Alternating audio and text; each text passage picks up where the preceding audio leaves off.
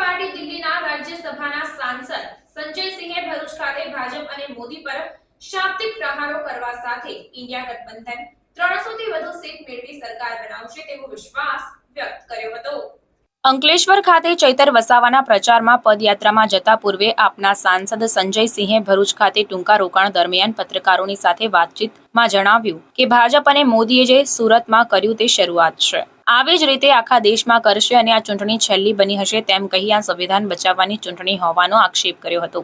Vote की ताकत को बीजेपी खत्म करेगी।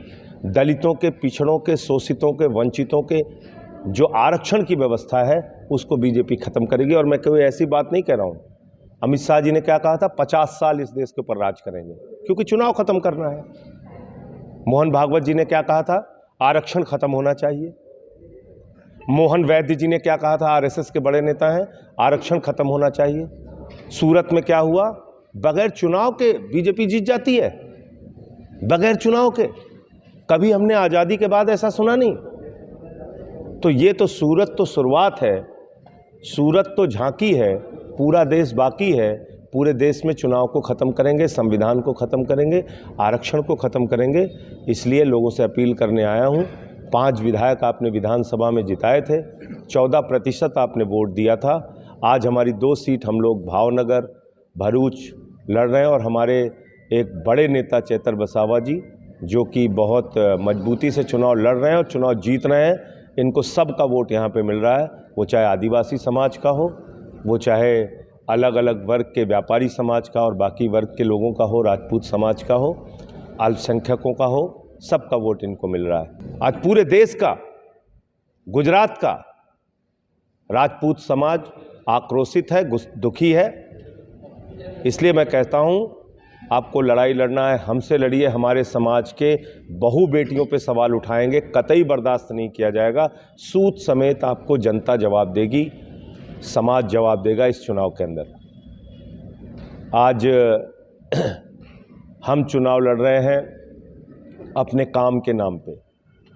जो हमने दिल्ली में किया, जो हमने पंजाब में किया, एक अनुकरणीय उदाहरण प्रस्तुत किया। बिजली पे, पानी पे, शिक्षा पे, स्वास्थ्य पे, बुजुर्गों की तीर्थ यात्रा पे, माताओं बहनों के लिए बस की फ्री यात्रा पे, इतना सारा काम करने के बाद आपने 3 बार के निर्वाचित मुख्यमंत्री केजरीवाल जी को पकड़ के जेल में डाल दिया।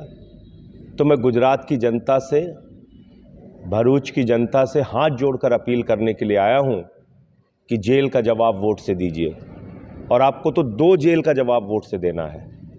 एक चैतर वसावा के परिवार को जेल में डाला गया, उसका जवाब वोट से दीजिए। और दूसरा आम आदमी पार्टी के और इस देश के एक लोकप्रिय नेता अरविंद केजरीवाल को जेल में डाला गया, उसका भी जवाब वोट की ताकत से दीजिए। ये देश तानाशाही से नहीं चलेगा।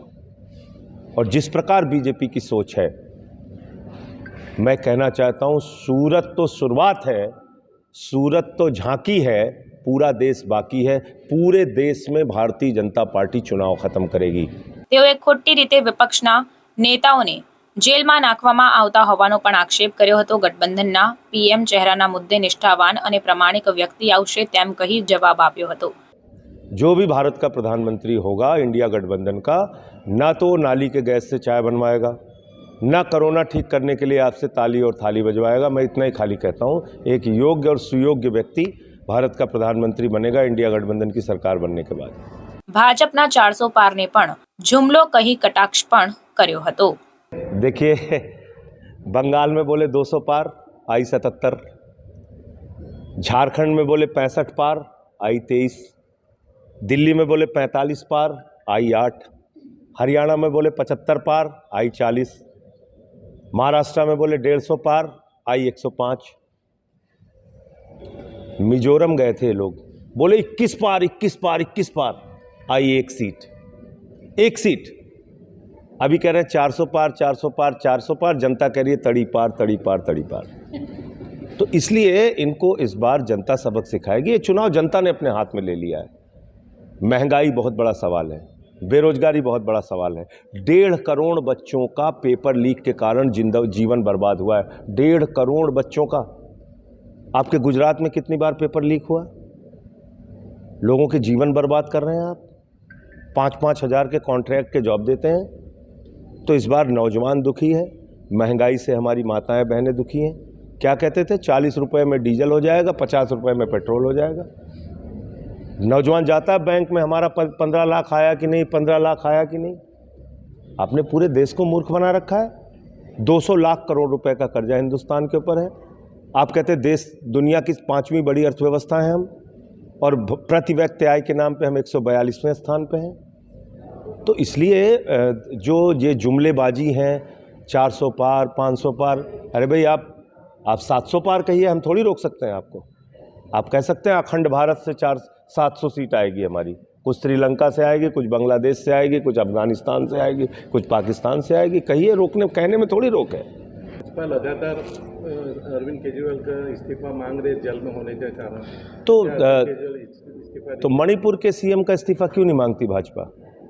आप बताइए, जिस राज्य में 1 साल से हिंसा चल रही है, कारगिल योद्धा की पत्नी को निवस्त करके मणिपुर में घुमाया गया, उस कारगिल के योद्धा ने कहा मैंने भारत माता की तो रक्षा की, अपनी पत्नी की रक्षा नहीं कर पाया। लोगों के घर जलाए जा रहे हैं, हत्याएं की जा रही हैं। उस सीएम का इस्तीफा नहीं होना चाहिए। अजय मिश्रा टेनी का बेटा 4 किसानों को कुचल के मार देता है, उस अजय मिश्रा का गृह राज्य मंत्री का इस्तीफा नहीं होना चाहिए। हमारी पहलवान बेटियों को घसीट घसीट के दिल्ली के अंदर मारा जाता है। बीजेपी के सांसद ब्रजभूषण का इस्तीफा नहीं होना चाहिए।